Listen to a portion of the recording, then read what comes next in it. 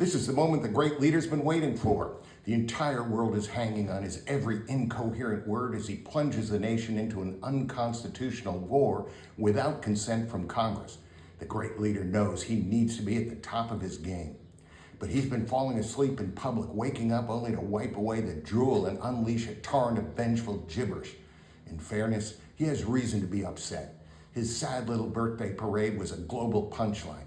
The soldiers looked like they were on spring break, stumbling to a wet t-shirt contest with bellies full of Jell-O shots, while the great leader stared vacantly with an empty brain and a full diaper. Will a war be good for his brand, or will it tank in the polls like deploying his stormtroopers to attack America's real enemy, citizens peacefully exercising their First Amendment right to protest? A war could put all that in the rear view. But the great leader has one problem with decisions. He can't make them. And when he does, he chickens out. Indecision is the taco man's happy place, when he's the center of attention and hasn't yet screwed everything up beyond belief. When he boldly decided on an airstrike on Iran in 2019, he got scared and called it off with 10 minutes to go. Since he entered politics, darkening the skies and unleashing the wrath of God, he's taken every possible position on abortion, from pro-choice to punish the women. So far, he's flipped on tariffs so many times there's ongoing worldwide chaos. Another problem, the great leader doesn't understand the situation. He won't go to intelligence briefings because they interfere with his lifelong commitment to cheating at golf.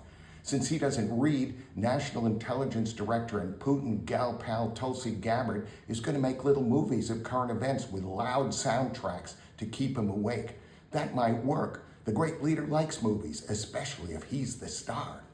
For now, he's dependent on the parasitic minions who staff his government, dozens of whom were plucked from their jobs lying on Fox News, the deception factory that he had to pay over $700 million in fines for an orchestrated campaign of deceit about the 2020 election. The experts have been fired, so it's up to rank amateurs like Deputy Chief of Staff Stephen Miller, an ambulatory cauldron of rage and cruelty, and Kristi Noem, currently appearing in the role of Secretary of Homeland Security, a woman so compliant in a different time she'd be taking orders from Charles Manson and writing helter-skelter on the wall in her victim's blood. The addled, incompetent poser of a commander-in-chief hopes going to war will distract people from his unblemished record of abject failure.